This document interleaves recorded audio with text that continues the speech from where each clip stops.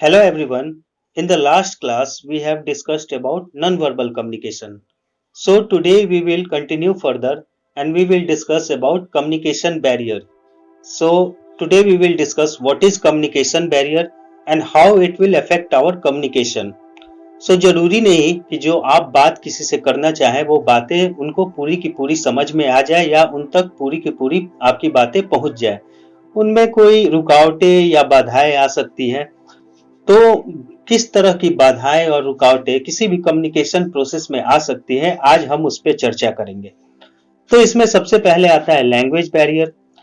तो language barrier क्या है? वो बैरियर जो आपकी भाषा से उत्पन्न हुई। सपोज एक सेंडर है जो इंग्लिश जानता है और एक रिसीवर है जिसे इंग्लिश बिल्कुल नहीं आती। तब जब वो आपस में कम्युनिकेट करेंगे तो आपको क्या लगता है कि जो सेंडर जो भी बातें रिसीवर तक पहुंचाना चाहेगा वो उसको समझ में आएंगी? नहीं, ऐसा नहीं होगा, क्योंकि यहाँ पे जो लैंग्वेज है वो एज ए बैरियर यहाँ पे प्रॉब्लम क्रिएट कर रहा है। अब एक एग्जांपल लेते हैं। जब एक डॉक्टर अपने पेशेंट को ब्रीफ करता है और मेडिकल टर्म्स का प्रयोग अपनी भाषा में करता है, तो मैसेज उसने जो भी दिया रिसीवर को, जो अपने पेशेंट है उसको, वो क्या उसे पूरा समझ पाएगा? थोड़ा बहुत जो उसने हिंदी का प्रयोग किया है वो हो सकता है पेशेंट के समझ में आ जाए, बट जो मेडिकल टर्म्स उसने यूज किया है वो पूरी तरह से उसे समझ में ना आए। तो यहाँ पर भी जो लैंग्वेज है वो बैरियर क्रिएट कर रहा है। तो लैंग्वेज बैरियर में ये हो सकता है कि जो भाषा का प्रयोग हम करें वह रिसीवर को एकदम समझ में ना आए, या फिर थोड़ा बहुत वो समझ जाए लेकिन पूरा का पूरा आपका दिया हुआ मैसेज वो समझ ना पाए।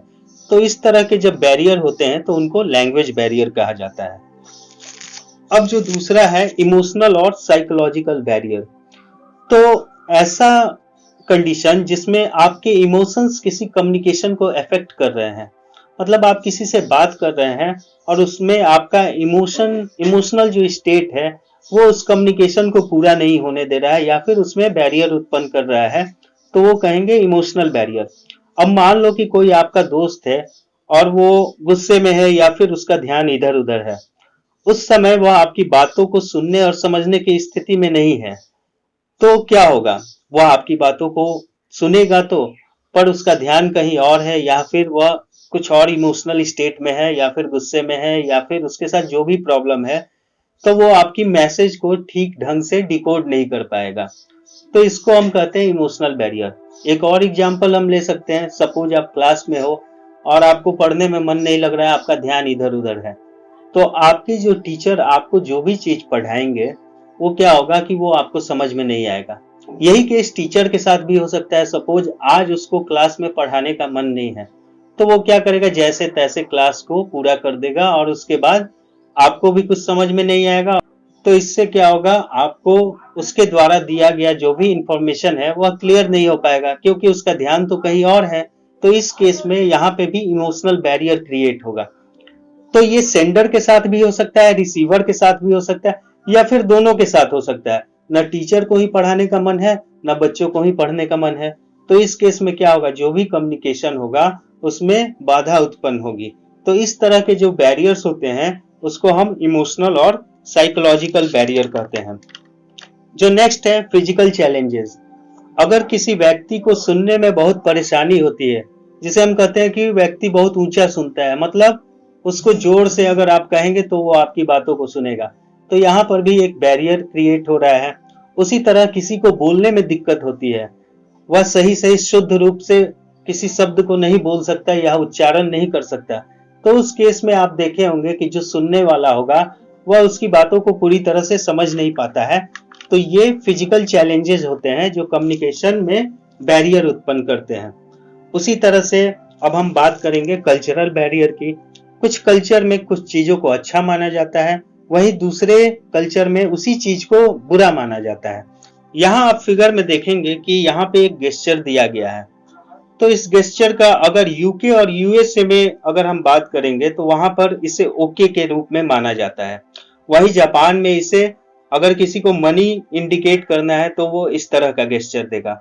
रसिया में इसी गेस्चर को जीरो माना जाता है, और ब्राजील में जब आप ऐसे इशारे करेंगे, इस तरह के गेस्चर देंगे, तो वहां के लोगों को ये इंसल्ट लगेगा। तो इस तरह से अगर इस टाइप का गेस्चर हम देते हैं तो हर एक कल्चर में इसका कुछ अलग अर्थ निकलता है। तो इस केस में यहाँ पे कम्युनिकेशन बैरियर क्रिएट होगा। उसके बाद हम बात करते हैं नॉइज की। हम सभी जानते होंगे कि जब हम आपस में बात करते हैं और बीच में कुछ आवाजें आ जाती हैं तो हम सही तरीके से बात नहीं कर पाते हैं। जैसे शादी ब्याह में या किसी फेस्टिवल ओकेजन में आप जब लाउड स्पीकर की आवाजें सुनते हैं तो आपको महसूस होता होगा कि जो भी व्यक्ति आपके साथ बात कर रहा है उस प्रोसेस में कितना प्रॉब्लम आता है। तो इस तरह के प्रॉब्लम जो होते हैं नॉइज के द्वारा, तो नॉइज भी यहाँ पे एक बैरियर क्रिएट कर रहा है आपके कम्युनिकेशन प्रोसेस में। उसके बाद आता है फिजिकल बैरियर। इसका मतलब ये है कि जिस चैनल से आपका कम्युनिकेशन हो रहा है, जैसे कि हमने पहले डिस्कस किया था कि एक सेंडर होता है, एक रिसीवर होता है और बीच में कोई ना कोई मीडियम या चैनल होता है जिससे सेंडर रिसीवर तक अपनी बातों को पहुंचाता है।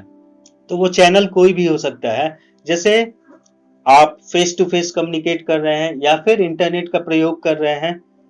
तो सपोज कीजिए कि आप किसी हॉल में सबसे पीछे की सीट पे बैठे हुए हैं और सेंडर तक आपकी आवाजें पहुंच नहीं पा रही हैं। तो इस केस में क्या होगा, ये फिजिकल बैरियर क्रिएट होगा। उसी तरह से YouTube पर आप एक वीडियो देख रहे हैं और इंटरनेट स्पीड स्लो है, तो फिर या तो वीडियो धुंधला आएगा या फिर रुक रुक कर चलेगा या फिर चलेगा ही नहीं। तो ये सारे फिजिकल बैरियर हैं। होप आपको इतना समझ में आ गया होगा। नेक्स्ट वीडियो में हम अगले टॉपिक के बारे में डिस्कस करेंगे। Thank you.